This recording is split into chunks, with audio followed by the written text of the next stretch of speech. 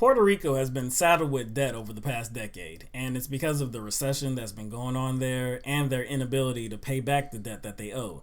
They owe something like $73 billion, and the governor recently stated that this debt was not payable.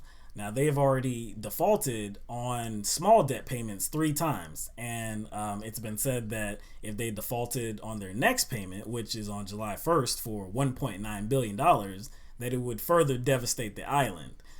So a lot of emphasis has been placed on the United States to step in and do something about this.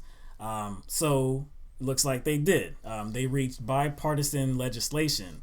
The Puerto Rico Oversight, Management, and Economic Stability Act. So what this would do, PROMESA would institute a 7-member fiscal oversight board, the majority of whom would be selected by congressional leaders Paul Ryan and Mitch McConnell. Puerto Ricans have no say in the board. Members must have bond market and financial experience, but cannot be a current or former elected official from the island. The Oversight Board would be able to institute more cuts, supersede local laws, lower the island's minimum wage, and as a last resort, institute a court-approved debt restructuring, as long as it is in the best interest of creditors. I mean, I already know what you have a problem with. But, most people will say, well, they don't want anybody who is currently a part of the problem in Puerto Rico to be a part of this, committee or whatever. Right. That's kind of where people are going to take it. But my problem with it is, well, these congressional members that are selected, was say 7? Yeah, 7-member board. Like, what standards will they be held to? Right. By law? Who is going to ensure that they don't mess anything up, and if they do, what would be the consequences? Since they're not elected. It's an oversight board, but who's going to oversee the overseers? The overseers. Yeah. It's kind of troublesome, especially when you're talking about lowering the island's minimum wage.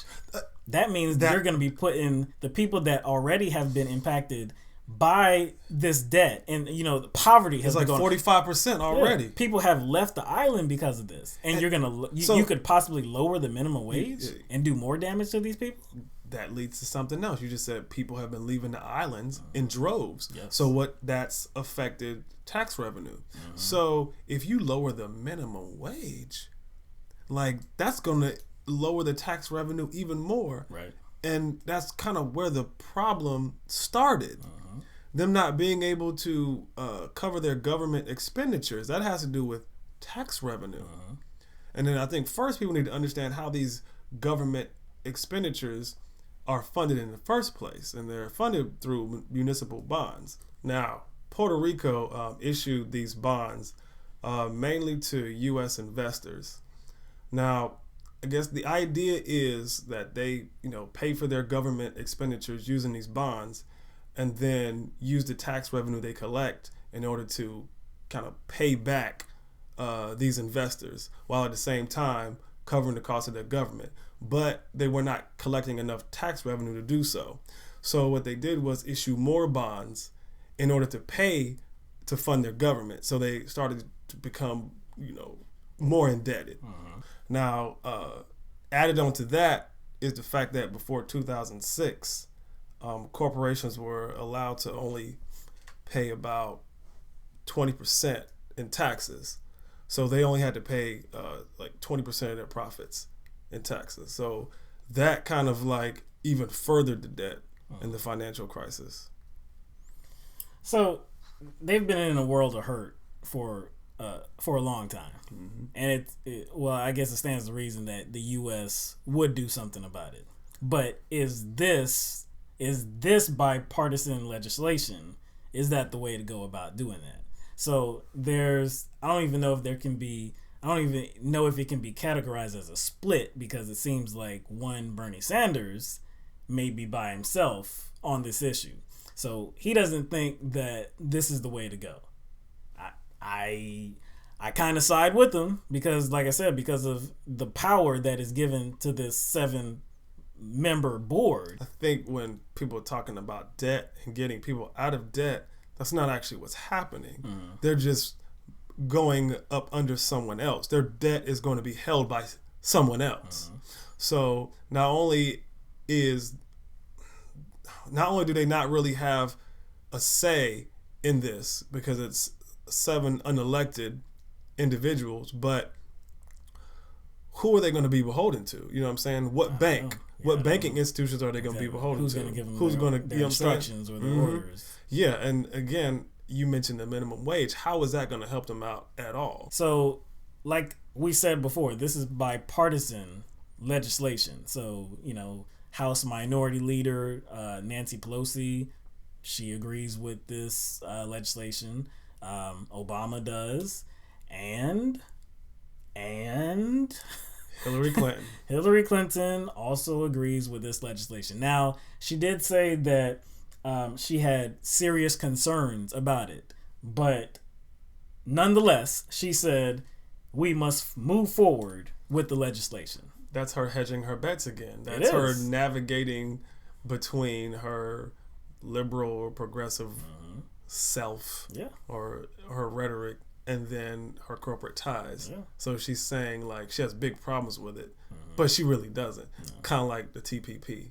Exactly. And you're just bringing a whole other can of worms into this, but I have no doubt she gets in the office, she could say the same thing. Well, we're going to move forward with it. Yeah, I have serious concerns, but we're going to move forward with it.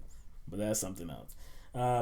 So because Bernie Sanders is opposed to this legislation, he's taking some heat because of it.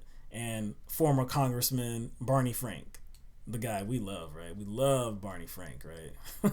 He's criticized Bernie Sanders throughout pretty much this whole campaign season. So he criticized them, and he said, the question is, if the price of any help for Puerto Rico in the current situation is an oversight board of some kind, what's better? It's that kind of an approach, state and ideal, refuse to deviate from it in the interest of something that's doable. It's an explanation of why he has virtually no support from his colleagues.